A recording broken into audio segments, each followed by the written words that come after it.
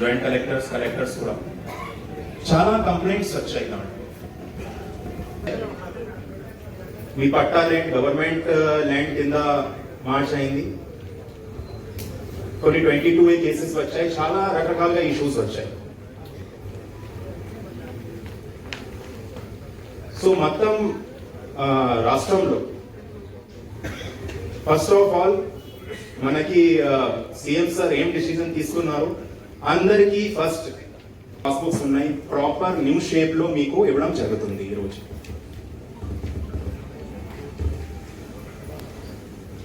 ఇది కాకుండా మనకి సార్ టోటల్ ఫార్మర్స్ ఇష్యూస్ అందరికీ తెలుసు. ప్రతిసారి ల్యాండ్ రెవెన్యూ, ల్యాండ్ ఎబిలిటీ కోసం, పేడీ ప్రొక్యూర్మెంట్ కోసం ఆయన మళ్ళీ మన PGRS లో ప్రతి మంగళవారం చేస్తే ఇది ఎందుకు వస్తున్నాయి, నిన్న ఒక మంచి మేమో కూడా రిలీజ్ చేయడం జరిగింది. సో 22A లిస్ట్ లో 22A కోసం మనకి ఒక బేసిక్ రికార్డ్ మీ దగ్గర ఉంటే ఇట్ ఈస్ మోర్ దాన్.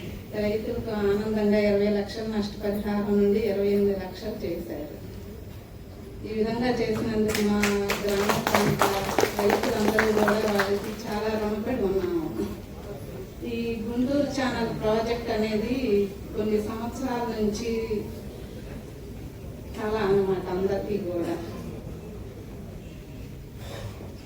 దీన్ని ముందుకు తీసుకెళ్తున్నందుకు, అభివృద్ధి పనులు వేగంగా చేస్తున్నందుకు డైనమిక్ మినిస్టర్ అయిన పెమ్మసాని చంద్రశేఖర్ గారికి మా గ్రామ ప్రాంత ప్రజలు, మా ప్రాంత ప్రజలందరూ చాలా రుణపడి ఉన్నాము అన్నమాట.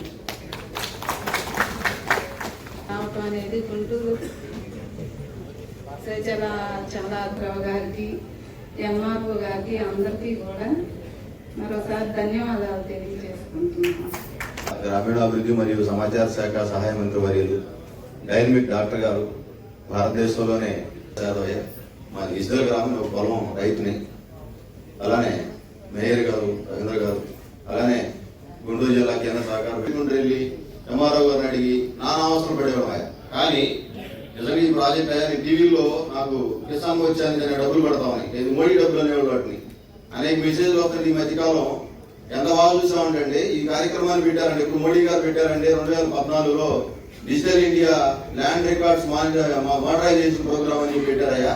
నిజంగా చూస్తే దానికి చంద్రబాబు నాయుడు గారు కూడా వచ్చిన తర్వాత, అప్పట్లో చంద్రబాబు నాయుడు గారు ఉన్నప్పుడే 98లో ఈ సేవా కేంద్రం అంటే పెట్టారయ్యా, ఆయన మొదలు పెట్టారు అప్పట్లో డిజిటల్ కార్యక్రమాన్ని.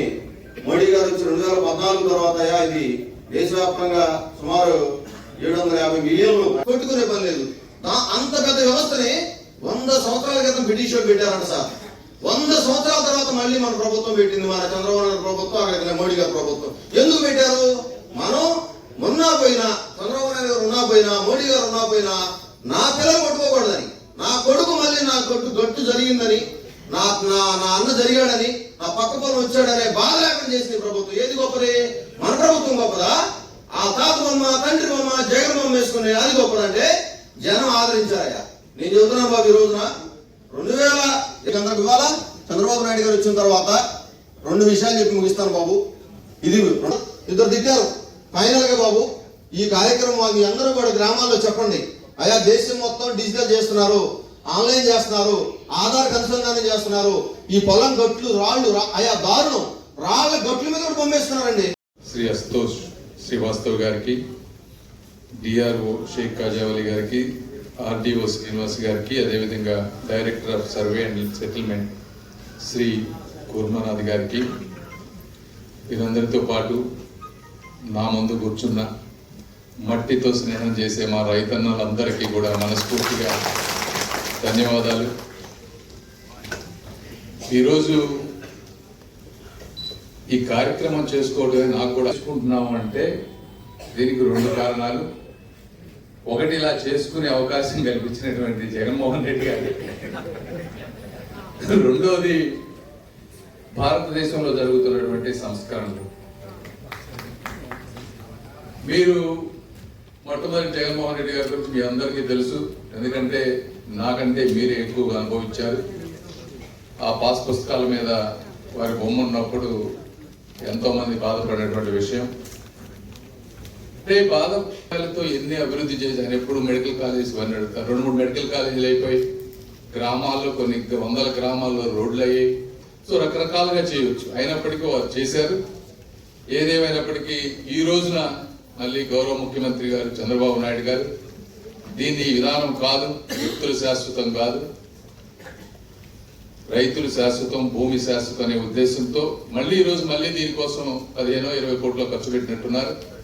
ఈ ఖర్చు పెట్టాల్సి వచ్చింది, తప్పదు. ఈ ఖర్చు పెట్టడం ఇది ఒక విధానం. ఈ రోజు అందరికి ఇవ్వటం అనేది, అవేర్నెస్ చేయటం అనేది. దానికన్నా ఇంకో ముఖ్యమైన విషయం ఏంటంటే భారతదేశంలో వస్తున్నటువంటి సంస్కరణలు. ఈ ల్యాండ్ రికార్డ్స్ అనే డిపార్ట్మెంట్ నాకెందే ఉంది రూరల్ డెవలప్మెంట్ లోనే. మేమే చాలా కొన్ని తీసుకొస్తా ఉన్నాం. అయితే నేను రాకముందే ఈ సర్వే రీసర్వే చేయాలనేటువంటిది ఒక ఆలోచన చేసి ఈ విధంగా ప్రతి గ్రామంలో ప్రతి భూమికి చిన్న చిన్న ఇష్యూలు ఉన్నాయి కాబట్టి వీటిని శాస్త్రాలు తీసి వచ్చినాయి. టెక్నాలజీ ఏంటి? ఒకటి డ్రోన్స్ వచ్చినాయి, పైన డ్రోన్ ద్వారా సర్వే చేయటం. రెండోది ఇంతకుముందు చైన్స్ పెట్టి కొలిచేవాళ్ళు, అలా కాకుండా రోవర్స్ పెట్టి కరెక్ట్ గా స్పాట్ ని ఐడెంటిఫై చేసి 2 నుంచి 3 సెంటీమీటర్ల లోపు హద్దులు ఇబ్బంది లేకుండా చేసి ఒకసారి పరిపూర్ణంగా దేశం మొత్తం సర్వే చేసి ఈ రికార్డులన్నీ డిజిటలైజ్ చేసి వీటన్నిటినీ సెంట్రల్ గవర్నమెంట్, రాష్ట్రంలోనే కాకుండా సెంట్రల్ గవర్నమెంట్ లో ఒక రిపాజిటరీలో పెడితే వారు అన్నట్టు ఇందాక మీరు ఎక్కడ డాక్యుమెంట్లతో సంబంధం లేకపోయినా, మనం ఉన్నా లేకపోయినా ఒక ట్రాన్స్పరెన్సీ, ఒక పారదర్శకత వస్తుంది అనే ఉద్దేశంతో చరిత్రలో ఎక్కడా లేని విధంగా రాష్ట్రాలకి ఒక ఇన్సెంటివ్ ప్రోగ్రాం పెట్టారు. అంటే రాష్ట్రాలు చేయాల్సిన పని వాళ్ళు సక్రమంగా అధికారులకి, పాత్రికేయ మిత్రులందరికీ కూడాను మా యొక్క నమస్కారాలు తెలియజేసుకుంటున్నాం. ముఖ్యంగా ఇక్కడికి విచ్చేసిన ఈ కార్యక్రమం ఎవరినైతే ఉద్దేశించి చేయబడుతుందో ఆ రైతులందరికీ కూడాను నా యొక్క నమస్కారాలు మరొకసారి తెలియజేసుకుంటూ అందరికీ కూడాను నూతన సంవత్సర శుభాకాంక్షలు తెలియజేసుకుంటున్నాము. ఈ ప్రభుత్వం వచ్చిన తర్వాత రీసర్వేకి సంబంధించి గతంలో ఏవైతే ఇష్యూస్ జరిగి ఉన్నాయో,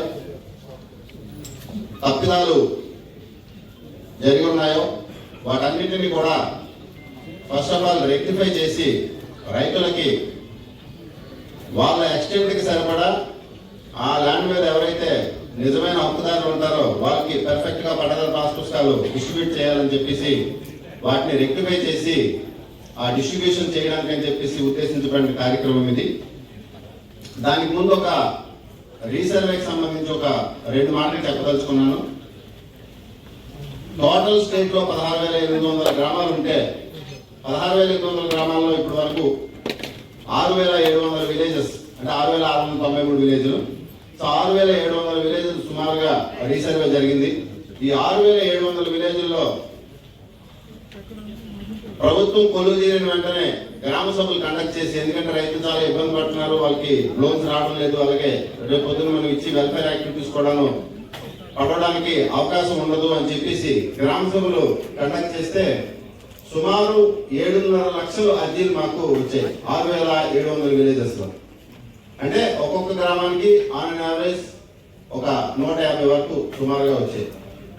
కొన్ని దగ్గరలో 300-400 కూడా వచ్చాయి ఒక్కొక్క విలేజ్ కి అర్జీలు. అంటే రీసర్వే చేసిన తర్వాత మనకి ఏంటంటే తప్పులన్నీ కూడాను మినిమైజ్ అయ్యి ఒక ప్యూరిఫికేషన్ రికార్డ్ ఏవైతే రెక్టిఫై చేసి ఆ పట్టదారు పాస్ పుస్తకాలు ఇవ్వాలనుకున్నామో వాటన్నిటిని కూడా ఈరోజు టేకప్ చేశాం. టేకప్ చేసిన తర్వాత గౌరవనీయులైన ముఖ్యమంత్రి వర్యులు ఎవ్రీ 2 months కి, ఇప్పుడైతే ఇంకా ప్రతి నెల నేను మిమ్మల్ని రివ్యూ చేస్తాము, ఎట్టి పరిస్థితుల్లో రైతులు ఇబ్బంది పడకూడదు, ఫీల్డ్ లెవెల్లో వాళ్ళ నిజమైన హక్కుదారికి నిజమైన పట్టదారు పాస్ పుస్తకం అందించాలని చెప్పేసి ఉద్దేశంతో ఎవ్రీ 2 months కి రివ్యూ చేసి ఈ రోజు జాయింట్ ఎగ్జామ్లు, జాయింట్ ఎల్పీ నెంబర్స్ ఏవైతే ఉన్నాయో అవన్నీ కూడా రెక్టిఫై చేసి ఈ రోజు మీ అందరికీ కూడా పట్టదారు పాస్ పుస్తకాలు ఇవ్వడానికి మీ ముందుకు వచ్చాను. ముఖ్యంగా నేను గవర్నమెంట్ వరకు వస్తే 172 విలేజెస్ ఉన్నాయి ఇక్కడ. సో 172 విలేజెస్ లో ఈ గవర్నమెంట్ వచ్చిన తర్వాత మళ్ళీ మేము ఇప్పుడు స్టార్ట్ చేసిన విలేజెస్ ఏంటంటే ఈ రోజు నుండి 35 విలేజెస్ లో రీసర్వే స్టార్ట్ చేసాం. పైలట్ విలేజెస్ కింద ఒక 14 విలేజెస్ చేసాం. అండ్ ఫేజ్ 2 కింద ఒక 10 విలేజెస్ చేయడం జరిగింది. అలాగే ఫేజ్ 3 కింద సుమారు ఒక 20 విలేజెస్ చేయడం జరిగింది. పత్రికాముఖంగా ముఖ్య అతిథిగా రైతు బాంధవులు మరి గుంటూరు జిల్లా అభివృద్ధి ప్రధాన ధ్యేయంగా నిరంతరం పనిచేస్తున్నటువంటి మన కేంద్ర మంత్రివర్యులు తమ్మసాని చంద్రశేఖర్ గారికి, అదేవిధంగా తనకు లభించినటువంటి అధికారం 1 ఇయరే అనుకున్న ఈ నగరాన్ని నలువైపుల నుంచి కూడా నిరంతరం అభివృద్ధి పథంలో నడిపిస్తున్నటువంటి మా మేయర్ కోవలమూడి నాని గారికి, ఈ జిల్లాలో రైతాంగ సమస్యల పట్ల ఎప్పటికప్పుడు స్పందిస్తూ ఒక్క వాట్సాప్ మెసేజ్ ఇస్తే వెంటనే దానికి పరిష్కారం చేసి తిరిగి మళ్ళా మెసేజ్ ఇచ్చేటటువంటి మా జాయింట్ కలెక్టర్ శ్రీవాస్తవ్ గారికి, అదేవిధంగా మా రెవెన్యూ డివిజన్ సంబంధించి శ్రీనివాస్ ఆర్డీఓగా నేను పనిచేశాను. కానీ నా పాత జ్ఞాపకాలకు మించి నిరంతరం కృషి చేస్తున్నటువంటి మా ఆర్డీఓ శ్రీనివాస్ గారికి, వేదిక మీద ఉన్నటువంటి మా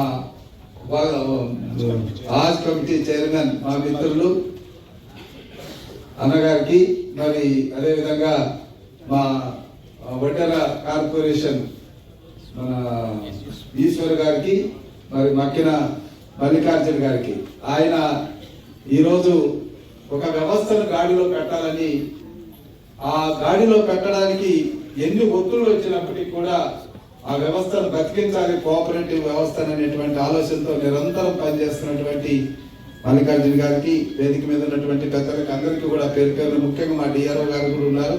సో ఆయనకు కూడా ప్రత్యేకంగా నమస్కారాలు తెలియజేసుకుంటూ, చాలా విషయాలు మాట్లాడారు. మా రైతు సోదరుడు బీజేపీ గురించి అనుకుంటా మొత్తము విషయం అంతా కూడా చెప్పారు. అదేవిధంగా అమ్మాయి కూడా చెప్పింది. మళ్ళా నేను వెళ్ళడం లేదు. అందరి దృష్టిలో 2024 ఎన్నికల్లో ప్రధానమైనటువంటి అంశం ఇనాం అబాలిషన్ యాక్ట్ వచ్చింది. ఆ రోజుల్లో బ్రిటిష్ ప్రభుత్వం కానీ రాజులు కానీ ఇచ్చినటువంటి కొన్ని గ్రామాలు ఇనాములుగా ఉంటే, ఆ గ్రామాల్లో సాగు చేసుకుంటున్నటువంటి రైతు సోదరులకి 2/3 సాగు చేస్తున్నటువంటి ల్యాండ్ లో 200 భాగం అంటే 2/3 భాగం ఇనాందారులకు ఇచ్చి ఒక భాగం యజమానులకు పెట్టినటువంటి చట్టంలో కూడా, రైతాంగానికి అంత మేలు చేసినటువంటి చట్టంలో కూడా ఆనాడు ముఖ్యమంత్రులు ఎవరు వాళ్ళ ఫోటోలు వేసుకోవాలనుకోవాలి. అంతెందుకు ఎన్టీ రామారావు గారు రైతాంగాన్ని ఆదుకున్నటువంటి మొట్టమొదటి ముఖ్యమంత్రి, 50 రూపాయలకే 5 hours పవర్ సప్లై చేసినటువంటి మహానుభావుడు. ఆ రోజు కరెంట్ ఆర్వాల్ యాక్ట్ 1959లో తెచ్చిన మన ల్యాండ్ మన పేరు మీద లేకుండా మా నాన్నగారు నాకు ఇచ్చిన నా భూమి పైన గత ప్రభుత్వం వాళ్ళ మొహాలు వాళ్ళ ఫోటోలు పెట్టారు. అంటే నా ఆస్తి పైన వాళ్ళ హక్కేండి, రాజముద్ర ఉండాలని చెప్పి ఈ రోజు నారా చంద్రబాబు నాయుడు గారు తీసుకొచ్చిన పుస్తకాన్ని మేము సెల్యూట్ చేస్తున్నాం, ప్రతి ఒక్క రైతులు కూడా. ఎందుకంటే ఇది మా హక్కు, ఇది మా పొలం. ఏ పార్టీలు వచ్చినా వస్తా ఉంటాయి, వెళ్ళిపోతా ఉంటాయి. రైతు ఉంటేనే రాజ్యం, రైతే రాజు. కాబట్టి రైతుల హక్కుల్ని ఏ పార్టీలు వచ్చినా కూడా హరించే ఇదే లేదు. కాబట్టి ఈ రోజు మన నారా చంద్రబాబు నాయుడు గారు, మన కూటమి ప్రభుత్వం రైతులకి ఎప్పుడుగా అండగా ఉంటుంది. రైతే రాజు. ఇబ్బంది పడిన విషయం మనందరూ తెలిసిన విషయమే. ముఖ్యంగా ఏంటంటే, ఎప్పుడైతే ప్రభుత్వ ఆస్తులు విశాఖపట్నంలో కలెక్టరేట్ని, అట్లాగే అక్కడున్న సర్క్యూట్ హౌస్ని గవర్నమెంట్ తనఖా పెట్టి రుణాలు తీసుకుంటున్నప్పుడు, ఈ డిజిటల్ సర్వేలో వచ్చే ఈ డిజిటల్ సర్వే స్టోన్స్ మీద ఎప్పుడైతే ఆ పాత ప్రభుత్వం నాయకుడు ముద్రల నుండి, అట్లాగే పాస్ పుస్తకాల మీద ముద్రలు ఉన్నాయో, ప్రజలందరూ కూడా మా ఆస్తులన్నీ ఎప్పుడైనా ఏ నిమిషంలో అయినా ఎక్కడైనా తాకట్టు పెట్టచ్చు అనే భయభ్రాంతులకు లోనైనప్పుడు, గౌరవ ముఖ్యమంత్రి గారు నారా చంద్రబాబు నాయుడు గారు ఇచ్చిన భరోసాతో ఆయన చెప్పిన మాట నిలుపుకొని, ఏ విధంగా రాజముద్రతో మీకు ఈరోజు పట్టదారు పాస్ పుస్తకాలు గౌరవ కేంద్ర మంత్రివర్యులు చేతుల మీదుగా అందిస్తున్నారో, ఇక్కడికి విచ్చేసిన రైతులందరూ కూడా ప్రత్యేక అభినందనలు తెలియజేస్తున్నాను. ఎందుకంటే